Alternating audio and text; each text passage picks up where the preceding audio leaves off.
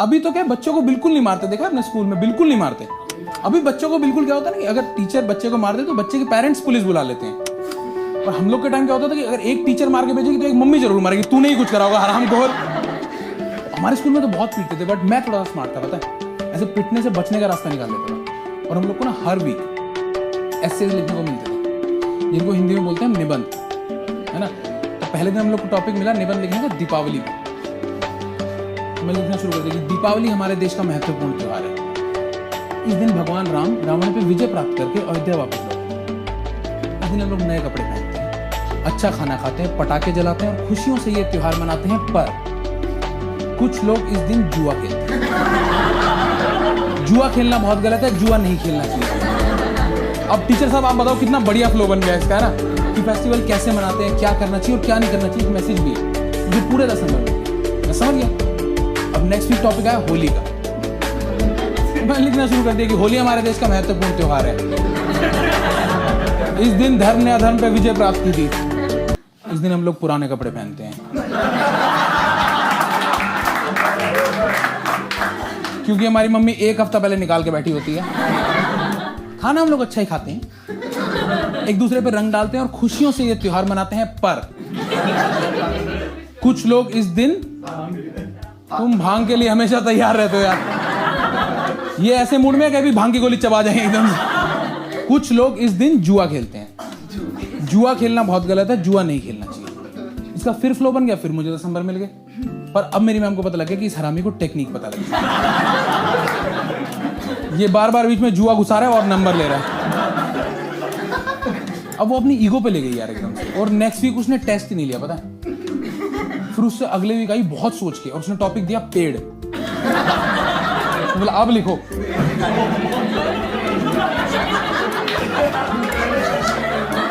तो मैंने भी लिखना शुरू कर दिया कि पेड़ों का हमारे जीवन में बहुत महत्व है।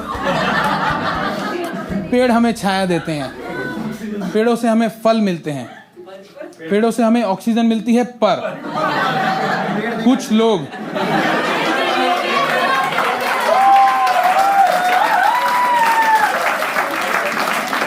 लोग पेड़ काट देते हैं। पेड़ बिल्कुल नहीं काटने चाहिए। और कुछ ये तुम्हारे जैसे हरामी लोग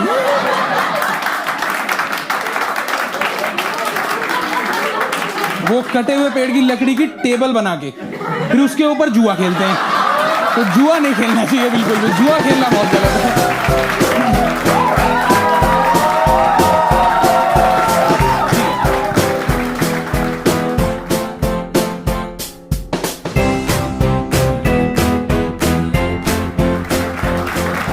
यार मेरे साथ शक्ल में एक दिक्कत ये है मेरी कि मैं बहुत अप्रोचेबल सा लगता हूँ। नहीं, मुझे देखते ऐसा लगता है कुछ तो पूछ लेते हैं इससे।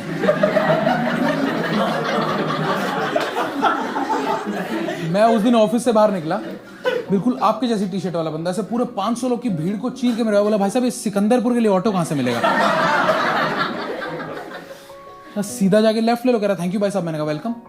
अब सेकंड डे सेम बंदा और सेम सवाल पूछ के चला गया। मैंने कहा हो सकता है शहर में नया होगा, इसको पता नहीं होगा, कोई बात नहीं। अब थर्ड डे जब मैं ऑफिस से निकला ना, मैं देखा एक बंदा फिर दोबारा से पूरी भीड़ को चीरता हुआ मेरी तरफ आ रहा है।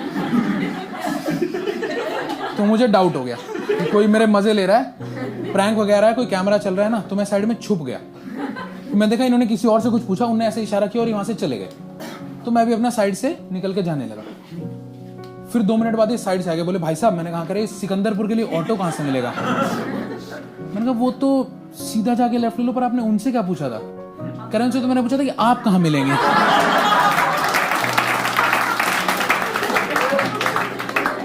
मैं जब कॉमेडी नहीं शुरू किया था ना, मुझे स्टेज से बहुत डर लगता था, मतलब स्टेज फियर बहुत था मेरे अंदर। ये कॉमेडी से ही मैंने ऐसे ओवरकम किया। बट मेरी गलती नहीं है, पता है, मेरी स्कूलिंग बहुत बेसिक स्कूल से हुई है। मतलब आजकल तो बच्चों को बहुत स्टेज टाइम मिल जाता है ना, मेरे को स्कूल टाइम में बिल्कुल स्टेज टाइम नहीं मिला। अभी लगा लो मेरे स्कूल का नाम था गुड लक पब्लिक स्कूल। ये इकलौता ऐसा स्कूल था जिसको कर्म पे भरोसा ही नहीं था। इनको था कि बच्चों के साथ बेस्ट विशेष जरूर जानी चाहिए, गुड लक बेटा गुड लक, आगे के डिसीजन ठीक लेना। हमारे स्कूल में मैंने 10 साल में सिर्फ 3 लड़कियों को स्टेज पे चढ़ते देखा, जो रोज जाके ए मालिक तेरे हम। मुझे इतना स्टेज सेट लगता, मुझे वो तीनों ही भगवान लगती थी कि भाई तुम असली भगवान हो यार। ये चीज पता है हमारे स्कूल को भी रियलाइज हुई कि यार ये बच्चे ग्रो कैसे करेंगे, इनको स्टेज टाइम तो देना पड़ेगा, कुछ तो सिखाना पड़ेगा। तो हमारे स्कूल ने ऐसे बहुत सोच के 15 अगस्त से पहले एक बार एक प्ले ऑर्गेनाइज किया जिसमें हर बच्चे को ना पकड़ पकड़ के रोल दिया गया था, और मुझे रोल मिला था मरते हुए लाला लाजपत राय का, जिसमें मुझे 3 टास्क दिए गए थे। स्टेज पे जाना है, साइमन गो बैक बोलना है, एक लाठी खानी है और मर जाना है। मैं इतना एक्साइटेड था कि भाई क्या बढ़िया रोल है। मैं रिहर्सल के टाइम 2-3 लात तो साइमन के रखता था, साले निकल मेरे देश से। 1-2 बार लात तेज लग गई, साइमन बदलना पड़ गया था। पर रिहर्सल में क्या होता है ना कि 4-5 दोस्त लोग क्या है, रिहर्सल में कुछ स्टेज थोड़ी है, एकदम सब आपस में रिहर्सल कर रहे हैं, सब एंजॉय कर रहे हैं। मैं रिहर्सल में बहुत रोल में रहता था, पता है, बहुत एक्साइटेड रहता था। 1-2 बार प्रिंसिपल सर देख के गए, वो घबराए कि लाला जी सही में रोल में आके ना मर जाए उस दिन कहीं। इसको थोड़ा रोकना पड़ेगा यार। अब जिस दिन फाइनल प्ले का दिन आया ना, तो मैं पहली बार स्टेज पे गया। इतनी सारी ऑडियंस मैंने पहली बार अपने सामने देखी, और वो भी पता है बच्चे। अब बच्चों की आंखों में मासूमियत ना बस उनकी माँ को दिखती है, बाकी बच्चे सबसे हरामी होते हैं। मैं इतना घबरा गया स्टेज पे जाके कि ना तो मैंने लाठी खाई और ना मैंने साइमन गो बैक बोला। मैं डायरेक्ट बस लेट के तड़पने लग गया और 5 मिनट तक तड़पता ही रहा। और पता मेरा रोल तो फिर भी आसान था कि चलो तड़पता रहेगा। सब लोग ये भूल गए कि साइमन भी तो आज पहली बार स्टेज पे चढ़ा है। उसके पास पता पूरी स्क्रिप्ट थी, वो इतना घबरा गया, स्क्रिप्ट फेंक के मेरे पास है कि लाला जी एक बार साइमन गो बैक बोल दो प्लीज, एक बार बोल दो, मैं कल से स्कूल ही नहीं आ रहा हूं प्लीज।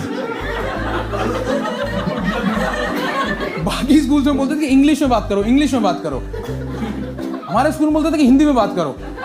नॉट बिकॉज ये हमारी मदर टंग है, इनको ये घबराहट थी अगर ये इंग्लिश में बात करने लग गए तो इनको करेक्ट कौन करेगा। अब उसके लिए अलग से टीचर रखना पड़ेगा। हिंदी का बहुत ज्यादा क्रेज था हमारे स्कूल में, बहुत डरा के रखते थे। एप्लीकेशन याद है आप लोग को, हिंदी में प्रार्थना पत्र हुआ करते थे ना। बाकी स्कूल्स में सिर्फ टेस्ट में लिखने पड़ते थे वो। हमारे स्कूल में आपको वो प्रार्थना पत्र लिख के देना पड़ता अगर आपको छुट्टी चाहिए तो, और उसमें भी अगर 3 मात्रा से ज्यादा गलती हो गई तो फिर नहीं मिलनी छुट्टी। और वो कितने टफ होते थे यार।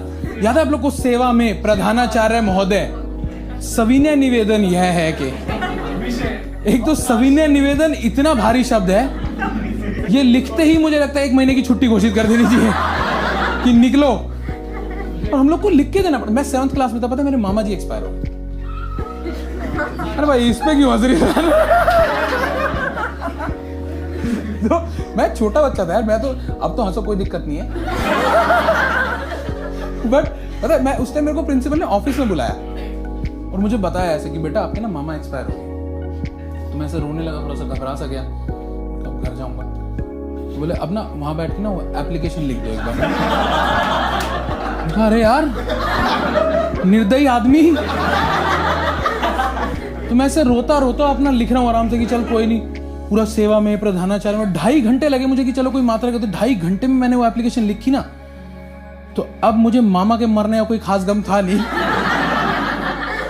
अब मुझे खुशी हो रही थी कि जो मैंने लिख दिया है ये कौन से म्यूजियम में जाएगा यार। मैं इतना बच्चा था यार, मेरे को क्या था, तो मैं ऐसे खुश हो गया कि पहली बार कोई चीज होगी जिसमें टीचर खुशी से नंबर देगा मुझे। मैं उसको लेके गया प्रिंसिपल को, मैंने कहा सर ये देखिए। तो उसने क्या करा ना, सिर्फ हेडिंग पढ़ी कि छुट्टी के लिए प्रार्थना पत्र। बोला ठीक है। मैंने कहा ठीक है। आपको पता है इसको लिखने में 2.5 घंटा लगा है मुझे। 2 बार मात्रा ही गलती हुई थी, मामा की आत्मा खुद आके ठीक करके गई है इसमें।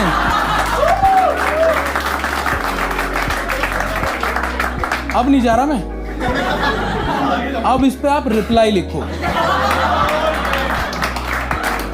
अब लिखो सेवा में राकेश जी, सविनय निवेदन यह है कि ठीक है जाइए। और ये ओम और फूल जो मैंने नीचे बनाया है ये भी बना के देना। इसके extra marks for good hand writing.